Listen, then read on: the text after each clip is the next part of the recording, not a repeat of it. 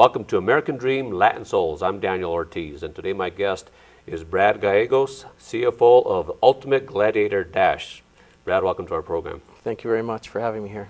Now, Brad, I'm excited about your business because when I think about your business, the term think outside the box comes to mind. Absolutely, absolutely. And it's exciting to see a young Latino who's in a business that's non-traditional.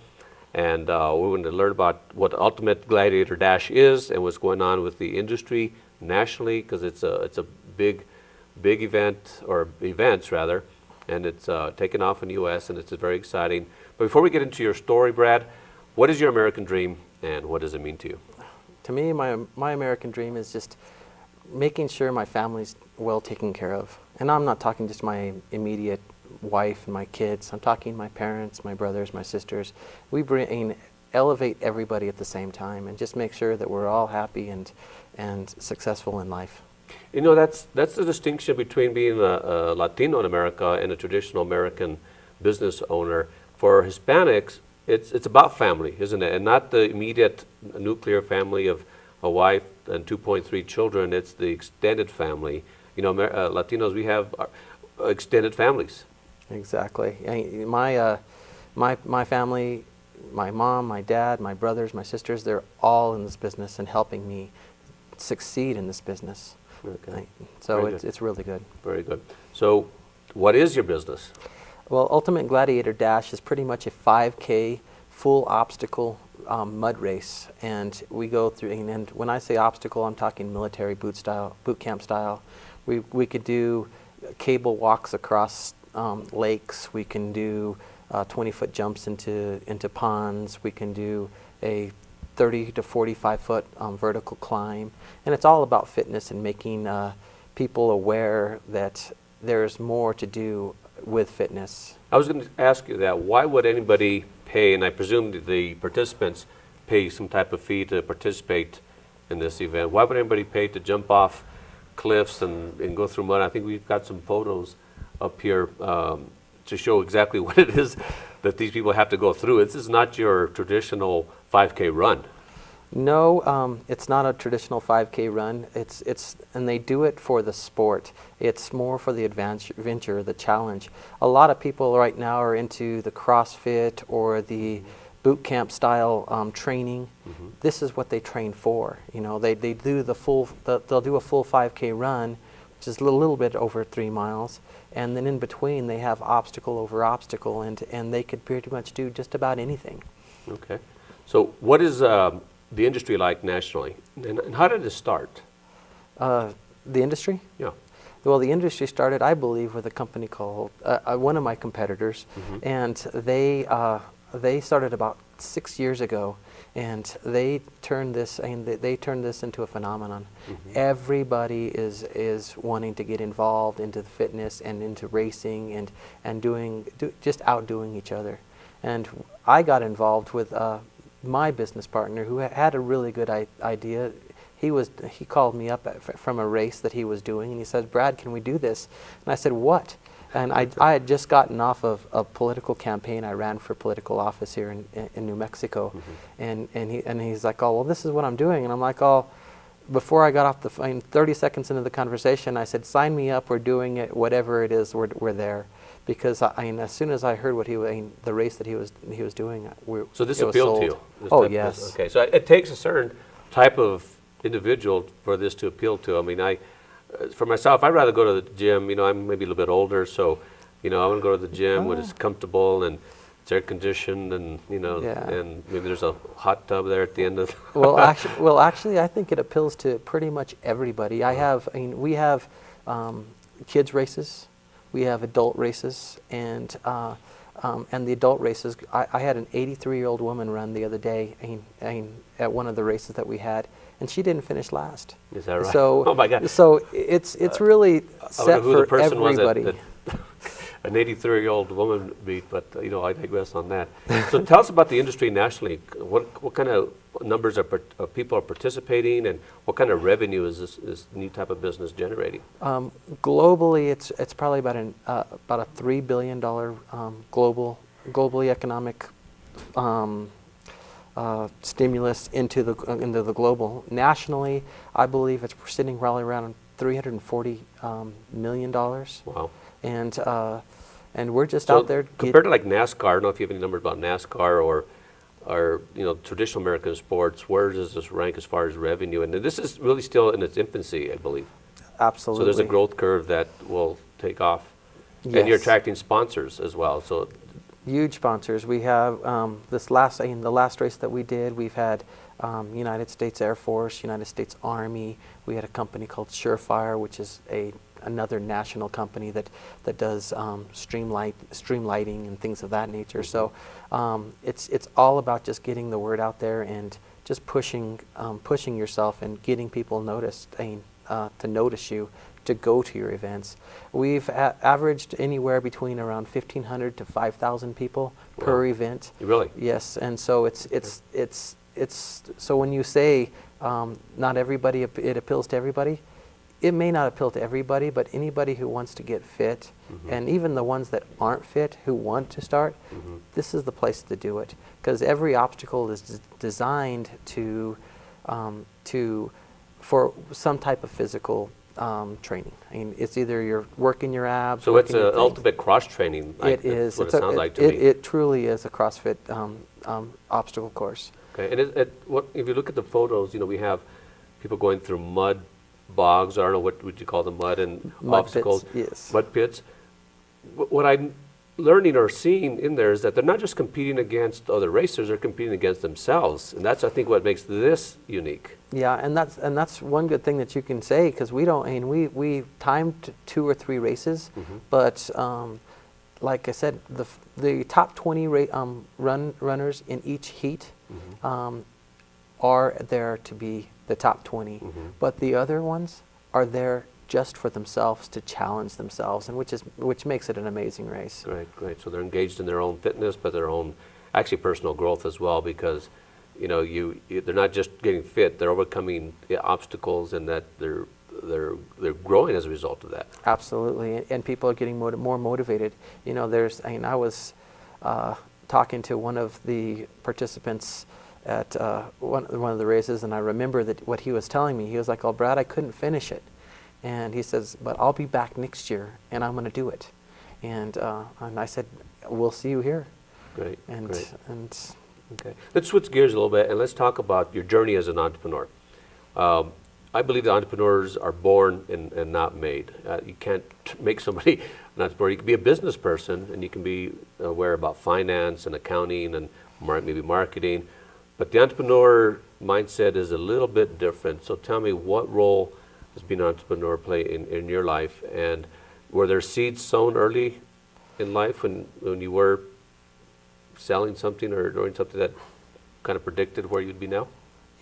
I've kind of done a little bit of everything in my mm-hmm. life. I mean, I may be 42 now, mm-hmm. but and I'm probably one of the youngest persons on your show, because I did see some of your other stuff. But mm-hmm. I would say, I think a lot of the things that we've done and a lot of things that my family has done over the years have kind of pushed me to just go out and succeed in anything that we do. So what does it being an entrepreneur mean to you, as is distinct from a business owner or someone who works a 9-to-5 job in corporate America? Being an entrepreneur to me is more like challenging myself and seeing the visions and seeing something and going for it, going for the goals that you see and that you set for yourself, mm-hmm. and just keep on pushing yourself until you're successful. Okay, you mentioned something, seeing something. This is the trait, the quintessential trait. Well, in addition to risk taking, which we'll talk about in a little bit. Huge risks. Entrepreneurs have this vision. They see something, and it's palpable. And it's yes, it is in the future when the idea comes, but they realize a vision. Would you agree? I agree, and I think. I mean, your goal isn't, as an entrepreneur, isn't to retire 30 years and get a gold watch and maybe travel, in your golden age. I mean, you have a vision for a business and for yourself, and so share that. I think when you're talking about vision, I think of my dad, mm-hmm. and he's always pushed us to work hard. I think that's one thing about Latinos. We do Strong not work stop ethic. working. Yes. I mean, work ethic, being honest, doing the best you can while you're in the moment. Right. And he was a very political person. And he held a lot of state jobs. But what I'm trying to say is he instilled the fact to go after your dreams, Okay. and to make dreams, not just follow the status quo. You know, don't work for that paycheck. Let the paycheck work for you. You know, just keep on going and push yourself. And I've gotten into probably several different types of entrepreneurial companies over the years, and I haven't worked for state government or anything all my life. You know, in college, I worked as a chef. Right after college, I didn't want to be behind a desk, so I wanted to do my passion. I became a chef. You know, I Okay. went to CIA in Napa Valley, worked in every restaurant in town just to learn from the best chefs ever. And then my sister one day turned around, and she had a mortgage bank, and she told me, "Brad, you know everybody. Why don't you just come over here and help me grow my business?" And so she sent me a computer. I mean, I still have that thing. It's old, but it still works. And she sent me a computer. She said, "Go find an application." And she said, and I said, "What are you talking about?" And he said, "What's this computer for?" And she said, "Go get an application." So I went out, filled out the first page, 4 pages of it. Next thing you know, I'm making triple than what I should have, and that I was making as a chef. Is that right? And chefs make pretty decent money over the time, but Sure. it's not about being success. And it's not about money's not about success. It's about what you make of it and what you believe you're doing, and are you having a good time? You know, and That's entrepreneurs. That's what we do. We want to have a good time. It's not about a job. It's not about work per se. It's about work that you love. And the old saying is that if you find work that you love, you'll never work a day in your life. So yes, you may work very hard. You may work 60 hours a week, but it's a labor of love, and that goes back to the core values of entrepreneurs. And tell us about the race itself. If I were to ask you, Brad, I'm interested in participating. What do I need to know? Well, I think the idea is to first get you in the idea that it's for everybody. Okay. We have kids races, we have adults races. That one, and the picture that you're seeing there is somebody climbing over a 12-foot obstacle with rope. Some of the more fit guys can take one step and grab that top bar and pull over. But most of the people who run, which anybody from that are 20 pounds overweight to 100 pounds overweight, who just want to be fit and will go out and challenge themselves to do it. Tell us about this photo. This guy was in the mud, or he's... Yeah, he was climbing, going under a netting through the mud, and we have about 7 or 8 mud pits throughout the race, so keep them refreshed. 7 or 8 mud pits? Yes. Okay. And some of them are really deep. Some of them are just you crawl through it. Okay. You know. And then we also have, depending on where we're racing, we can, if we're at a lake, we'll do a 300-foot cable crossing where you just basically you're on a 1/4-inch cable and you're walking across it, not the tightrope, as they would say, Okay. and things of that nature. We do have a I 50-foot. can imagine. I think we have a photo here of the kids. I think the kids especially would love this kind of stuff, especially the mud pits. If you would ever see them run, it is the most exciting thing for them. That right there, that picture right there, we probably had about 400 kids in Wow. that race, and I tell you, I thought adults look great when they're running. Kids, they look like ants, and they're crawling over these obstacles. It's just amazing things to do. That's great. But we have obstacles called mousetrap, where you're going to go up, you're going to go down into a trap, and you have to climb back up to get out. We have 5 or 6, like you said, mud pits, and some of them are really deep. Some of them are slides. We have this last race, we had a 300-foot water slide where you taught. Let me ask you about the obstacles. Do you create these, or are these industry standard obstacles? I mean, obviously, wherever your race is, you're using the terrain, it looks like, as well. Absolutely. So you create that. How does this work from your perspective as you set up this obstacle? Well, it's you got to start from, I guess it starts from finding the city that you're actually going to go into, making the partnerships that you have with the city or with the property owner, and determining what we can do. But it's. And how many acres? Do you need like an acre? How big of a We probably space? need about 45 acres. 45 acres. 45 acres to run a good 3-mile race, Wow. and that's really zigzagging because 3 miles is quite a lot. Okay. And you usually need about 25 acres for parking alone, because it is a big, daunting task to put on these events, because it's just so many people come.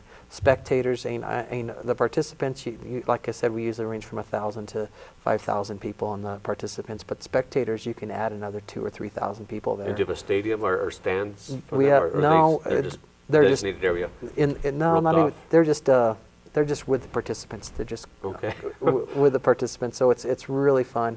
At the yard, what we call the yard, we have live bands that play every hour on the hour. We just switch them up every hour. They're usually local, or we do have some really good talent that's going to be traveling with us this year. So this is a big whole day event. It is. It's Okay. a big day event. We have what they call an after party. Everybody, we kind of mix it up. It's not just your traditional let's get fit. We also get everybody involved, and we also have a beer tent. It's not as popular as we put it there just to make it an event.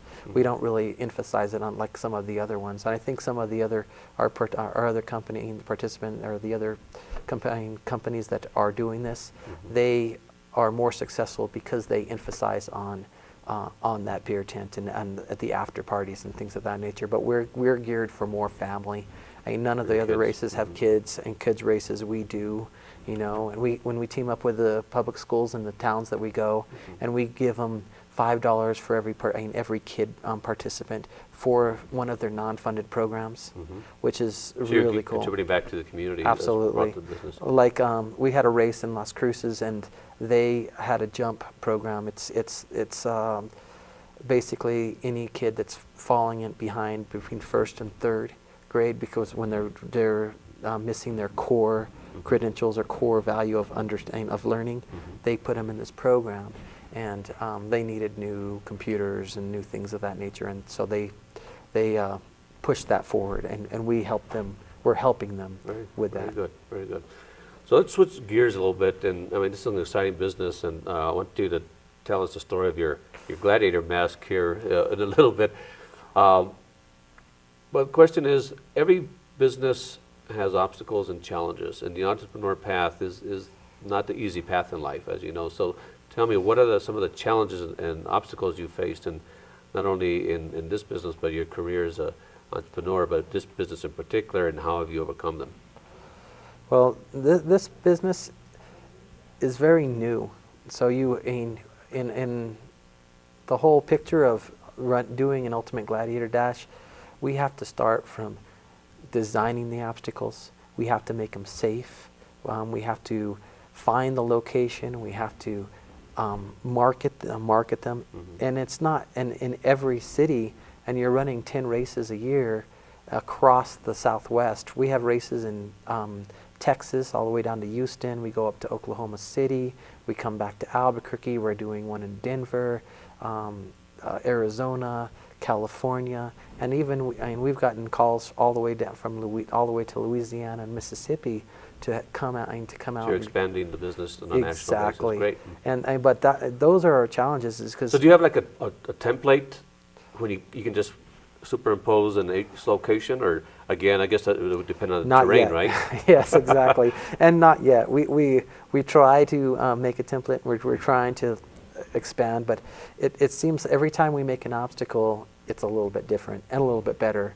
And every race we get, we try to Now, simplify do you carry your it. materials with you? I mean, the Yes. hoses and the nets and the Everything. You carry, so you need like Yes. a big old vans full I of would say stuff? we have enough. We're loaded up to about 2.5 semi trucks now, Okay. full to the top. And you And it's actually a lot of equipment. Schlep, I guess is the word. You schlep this stuff Absolutely. from location to location. Yes. Okay. So any like regulatory issues, licensing, permitting, things like that? in every city, in every county, we have to deal with those The regulations. government, and right? licenses. Of course, Absolutely. entrepreneurs, we have our idea, we have everything, and then the government comes in and And, tell us about and that. wants a little bit more. Because I want our audience to understand that if they want to start a business, you can have the best idea, the best market, everything can work, but there's going to be something lurking behind, and Well, it's usually in the phase of a government regulation. But tell us how you've overcome those. First thing is insurance. We have to Okay. we have to hold a lot of insurance. 'Cause Liability insurance. Liability insurance. Do And the participants sign a waiver? waivers, protecting When they break their leg, whatever, it's not your fault. Exactly. Signing waivers, insurance is important, and like you said, the cities that we go to, every city we have to go in and fill out a permit and fill out a form. Some of them are relatively mainstreamed, and others are not. And the crazy thing that What's the lifetime by the time you file, by the time they actually give you the? Because that's important. I would that's anywhere important. between 45 days and 60 days. Okay, so you got to plan out at least Yes. 3-4 months ahead of time. To plan out the race, we're 8 months in advance. Wow. One race. Really? Yes. Okay. And doing multiple races every 2 or 3 weeks, we're really on top of each other. So on you need to every have like a race. logistical headquarters to map all this and Yes. keep track. And I guess you do that at your house, or do you have an office? I have one of my offices. I have another couple of businesses that I do, because entrepreneurs just don't do one thing, and True. that's one thing about entrepreneur. And everybody thinks that we just do one business. Right. No, we wear many hats, because if one thing fails, or one thing not fails, but one thing needs help, we got to pick up on the other side, and then just Yeah, keep on that's- going, and we build. That's the distinction between a business owner and an entrepreneur. Business owner runs the business, and a lot of business owners are there forever, the one business. Entrepreneurs, we generally start different businesses. So we got about a minute left, and I'd like you, Brad, to share what advice would you give to anybody, an entrepreneur who wants to start a business, who wants to start a business that's outside the box, that's got an idea and vision. What advice would you give to that individual? I would say, never let the naysayers, the ones that don't believe in what you're doing, stop you. Keep on going.